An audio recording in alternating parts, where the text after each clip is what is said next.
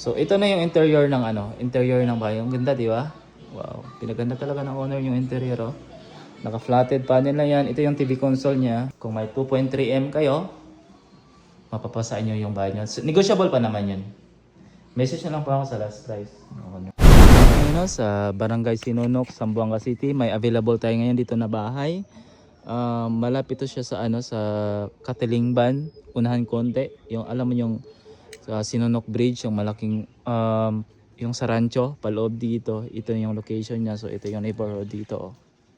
So yung lot area nito is 100 square meters. Yung bahay is siya, 2 bedrooms, 1 CR. So ito, pasok tayo. So may na siya, may deep well na siya. So hindi na kayo magproblema sa tubig kasi may deep well na. Tsaka may motor pala yun. Akala ko yun, naka-manual lang siya. So ito na yung bahay. Kailangan nyo lang, para mapaganda siya, kailangan nyo lang to i-repaint.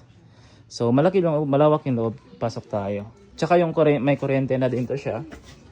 Ma'am, nagbaha ba dito? Hindi? No. Okay, very good. Hindi daw nagbabaha dito. So, Never nagbabaha dito. okay. Yung road lang napansin ko sa daanan dito is siya, may part na siya na rock road.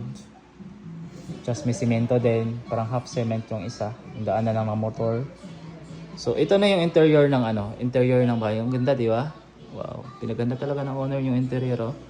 Naka-flatted panel na yan. Ito yung TV console niya. Maganda din pala gawing TV console, flatted panel, di ba? Cabinet niya yan, ganyan. So ito yung master bedroom.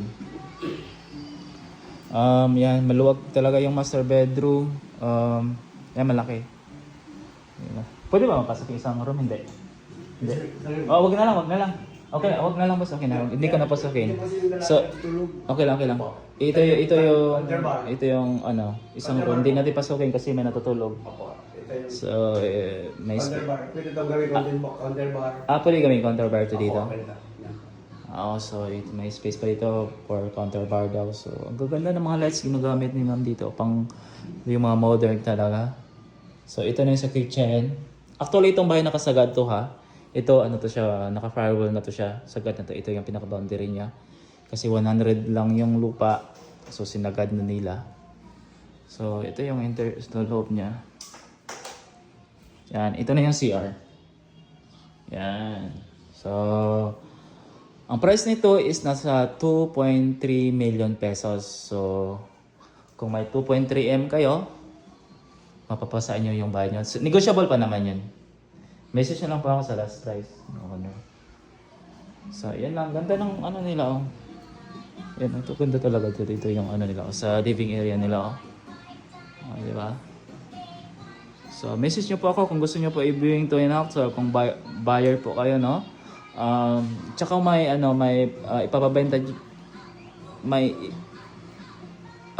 kung naghahanap po kayo ng trusted na real estate salesperson dito sa Zamboanga City, kung may ipapabenta kayo ng property or naghanap kayo ng property, based sa need nyo, lupa man yan, bahay man yan, ganyan.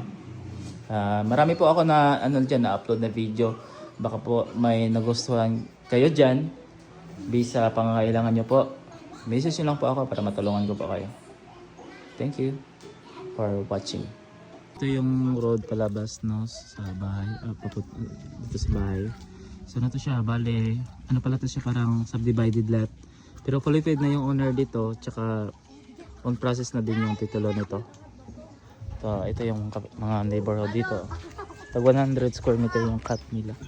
Ang lupa yan. Ito din yung neighborhood dito. Yan. Ito yung mga kapitbahay dito sa, ayan.